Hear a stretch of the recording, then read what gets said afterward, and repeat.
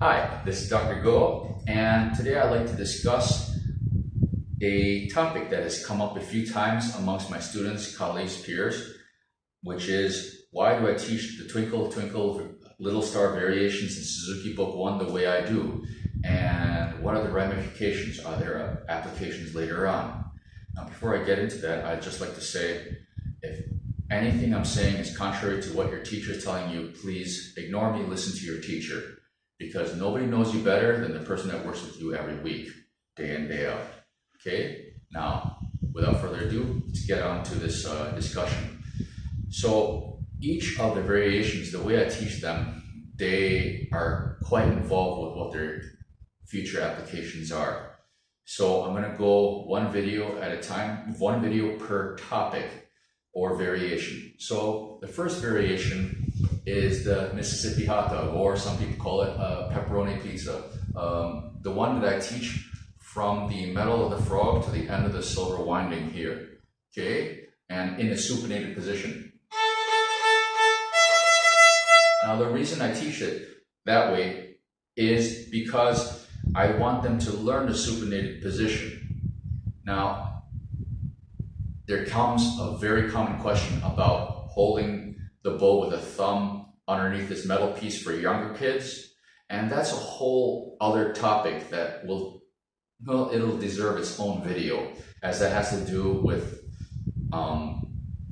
ability to control the thumb and so on and so forth, and the exercises that go into it until a developing student is able to comfortably manipulate the thumb. Okay, but let's get back to this. So I find that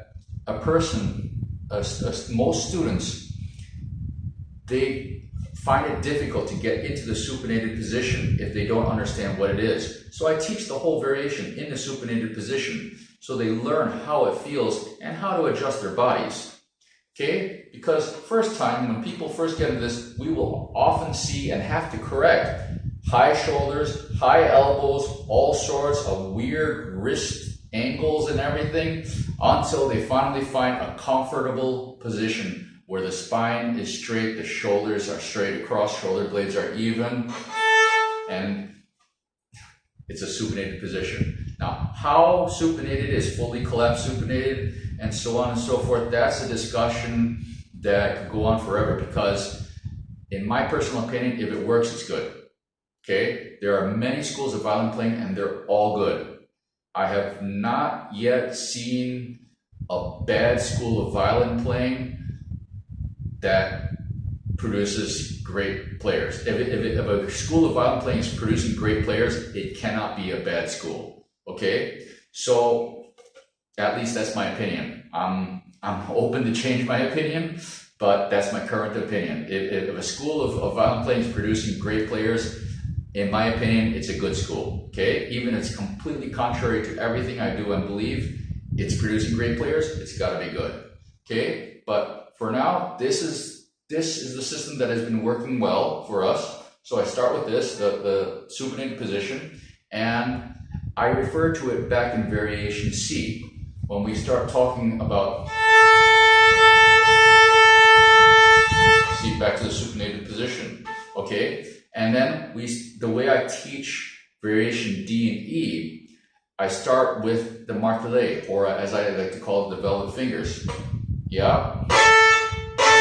So again, the supinated position. Saltando, I teach it from a supinated position with a higher wrist and a low and controlled elbow. Okay. Now, where else do we see this? Later on, the last piece in book 1.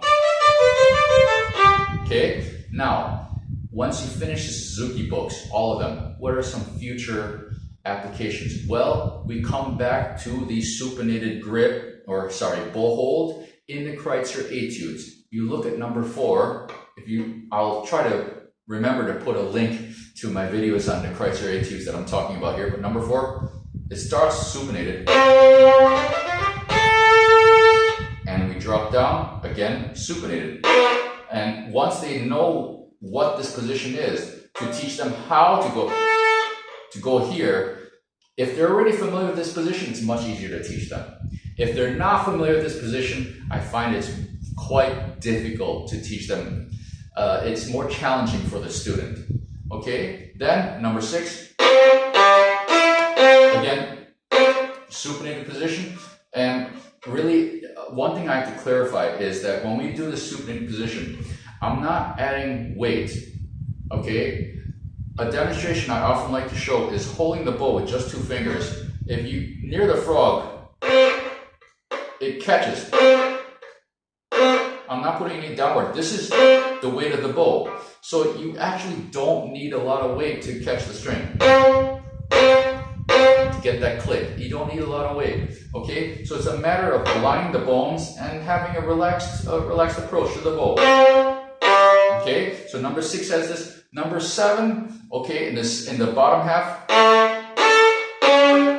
There you go again. Supinated. Okay, so number 8, one of the bow exercises is this 2, 2, 4, 6.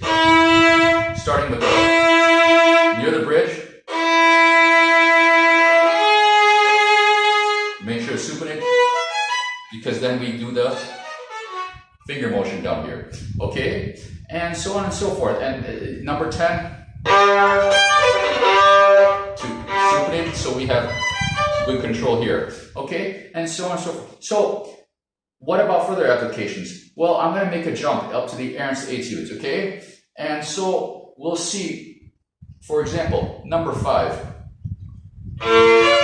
The chord pulling, you want to start with supinated grip. If you don't want to and scratch.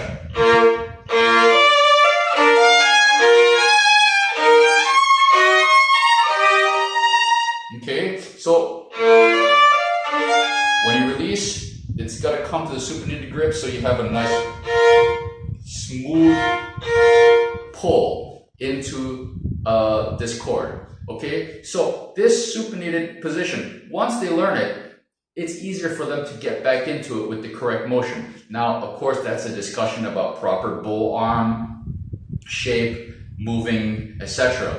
Okay, that's a whole other discussion. We're just talking about the supinated grip. And again, there are schools of violin playing that do not use a supinated grip and they play just fine.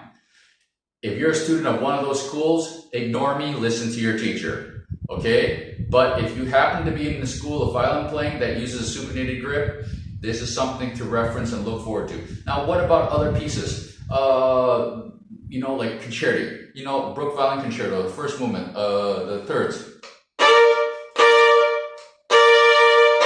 Yeah, supinated grip, or Brahms. The opening note is easy to get the string. Once you catch the string with a supinated hold, it's easy to make the big sound. Yeah, as long as your contact point and etc. are okay. Yeah, and there are other pieces. Anytime you need to catch the string in the lower half, okay, it's makes your life easier to have the supinated bow hold. Okay, so this has been a short discussion about variation A of Twinkle Twinkle Little Star in Suzuki Book 1. I hope you found this enlightening or something to think about and maybe investigate for your own future, how would you say it, journey into the violin and the violin playing, okay? Best wishes. Cheers.